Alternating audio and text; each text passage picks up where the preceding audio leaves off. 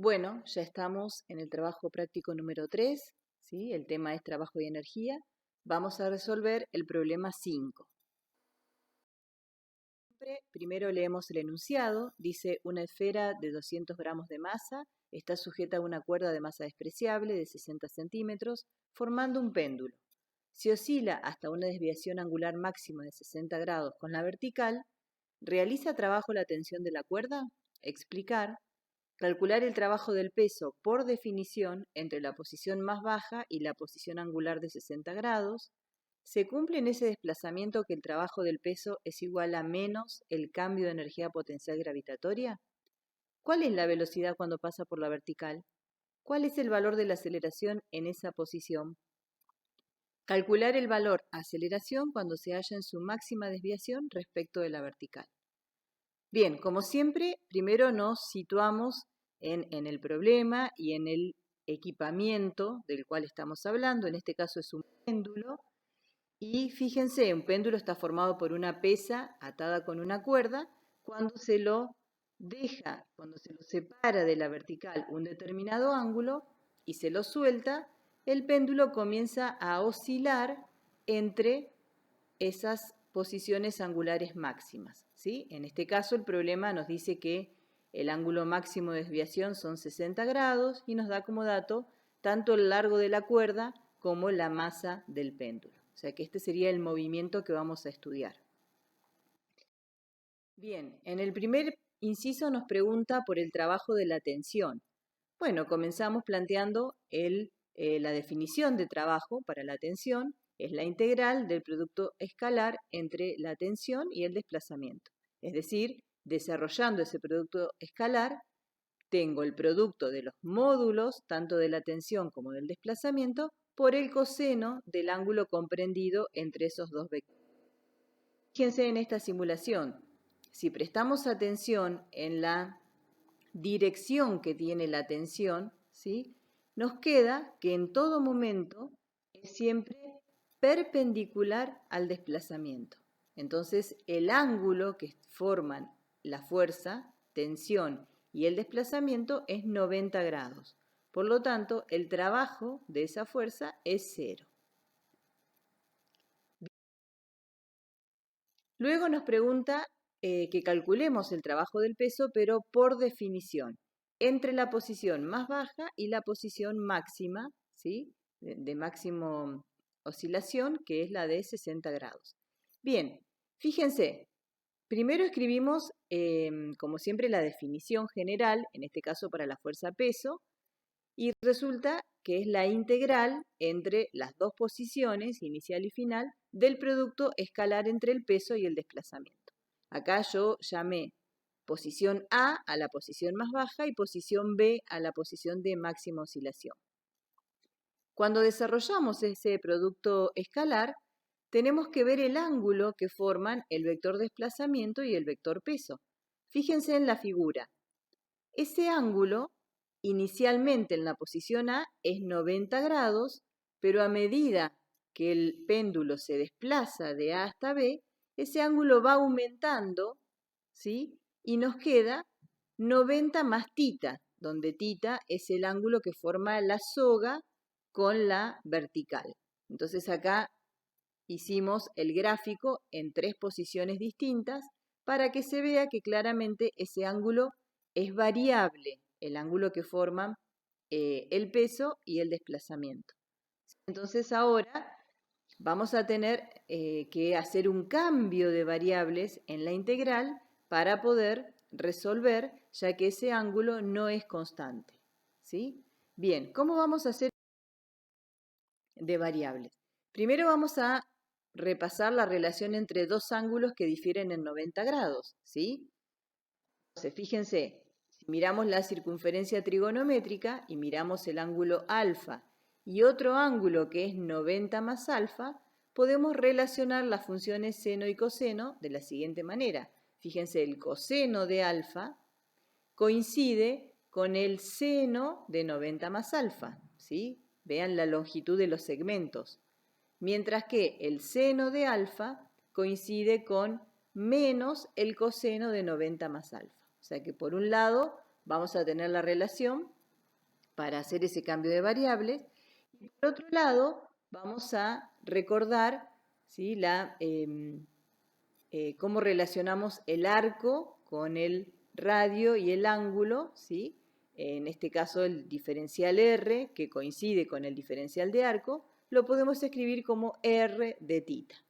Entonces, una vez que ya recordamos esas dos relaciones geométricas, vamos a poder reemplazar en la definición que ya teníamos de trabajo. La habíamos escrito como el módulo de la fuerza peso por el desplazamiento por el coseno de 90 más tita, que era el ángulo que formaban el desplazamiento y el peso. Entonces, por un lado, el diferencial R lo voy a escribir como R de tita. Y por otro lado, el coseno de 90 más tita lo voy a reemplazar por menos el seno de tita. Entonces ahora la nueva variable de integración es el ángulo tita, que es el ángulo que forma la cuerda con la vertical. Entonces ahora tenemos que pensar cuáles son los límites de integración, es decir, cuáles son ahora las posiciones A y B para ese ángulo. Bueno, claramente ese ángulo va a variar entre 0 en la posición A y 60 grados, es decir, el tita máximo, en la posición B. Entonces, sacando fuera de la integral todos los factores que son constantes, que en este caso son M, G y R, también saco el signo menos, me queda para resolver la siguiente integral, ¿no? La integral entre 0 y tita máximo del seno de tita diferencial tita. Esa integral es igual a menos coseno de tita, evaluada entre esas dos posiciones, y llegamos a la expresión para el trabajo del peso como mgr coseno de tita máximo menos coseno de 0.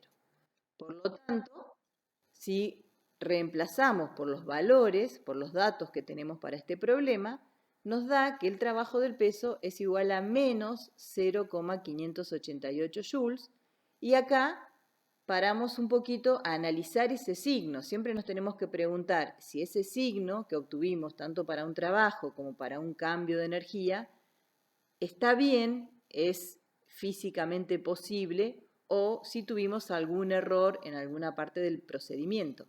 Bueno, en este caso, fíjense, si uno toma las componentes del peso en una dirección radial y en una dirección tangencial, fíjense, mirando la figura, la dirección tangencial, ¿sí?, se opone al desplazamiento, por lo tanto va a ser un trabajo negativo, mientras que la dirección radial del peso es perpendicular al desplazamiento, entonces esa componente del peso no haría trabajo.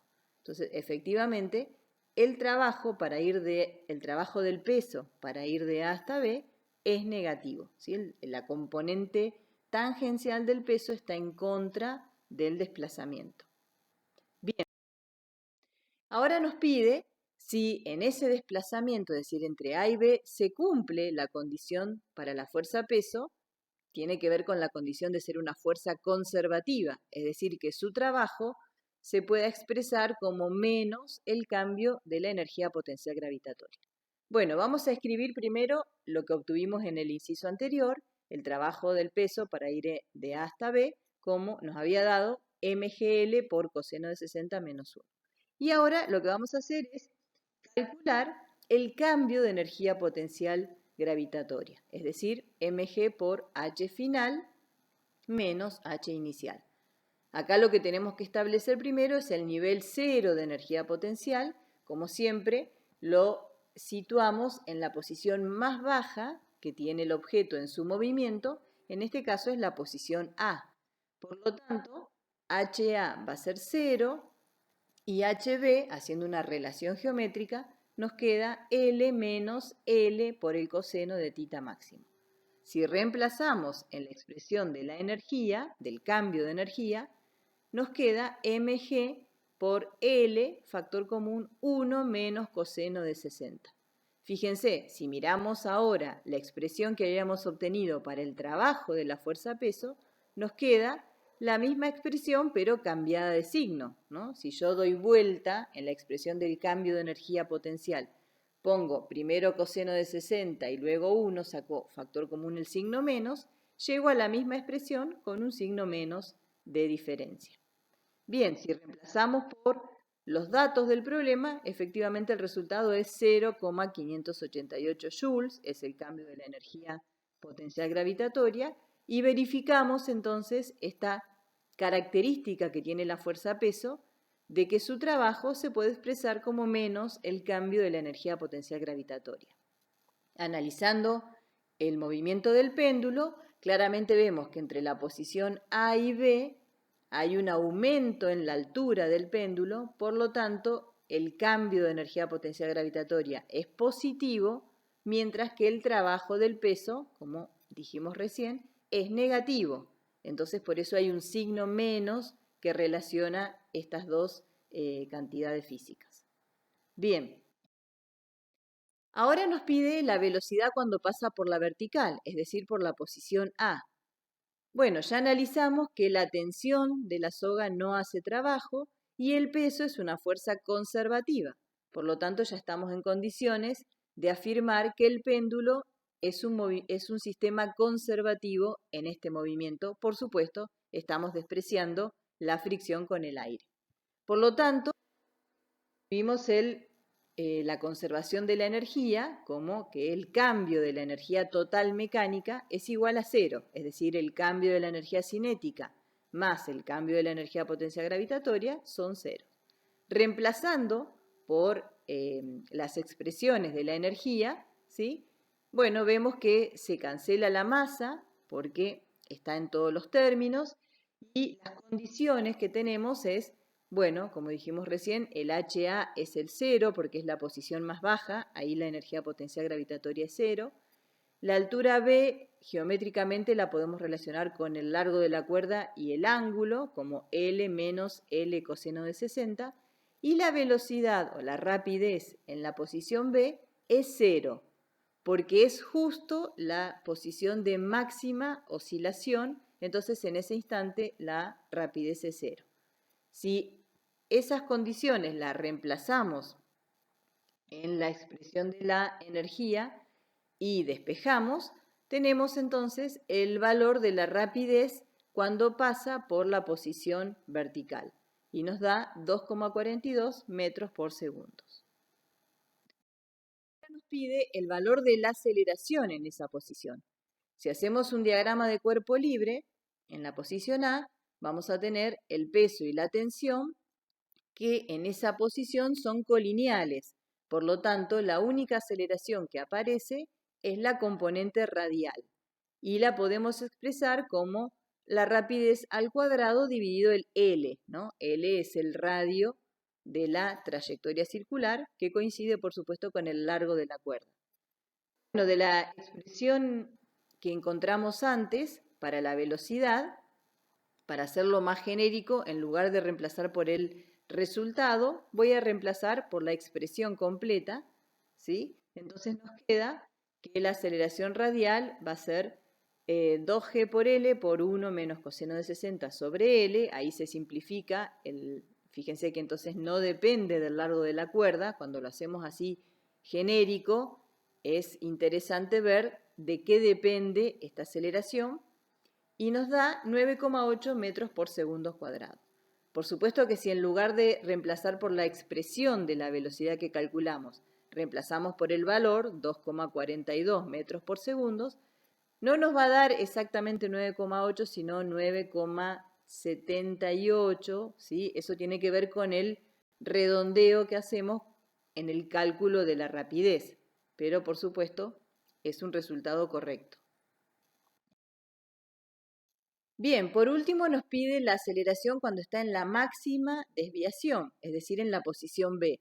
Haciendo un diagrama de cuerpo libre nuevamente, tenemos el peso y la tensión, pero en esta posición, la que es 0 es la componente radial de la aceleración porque justo en ese instante la rapidez es 0. Por lo tanto, la aceleración va a tener solamente componente tangencial. Para encontrar su valor, tenemos que plantear la segunda ley de Newton, es decir, sumatoria de fuerzas, en su expresión vectorial, nos queda t más peso igual a masa por aceleración tangencial. Y ahora proyectamos, como siempre, en la dirección radial y en la dirección tangencial. ¿Sí? En la dirección radial no tenemos aceleración, por eso nos queda igualada a 0 la expresión 1, mientras que de la expresión 2 vamos a obtener el valor para la aceleración tangencial, que nos queda g por el seno de 60 grados, y eso nos da 8,49 metros por segundos cuadrados.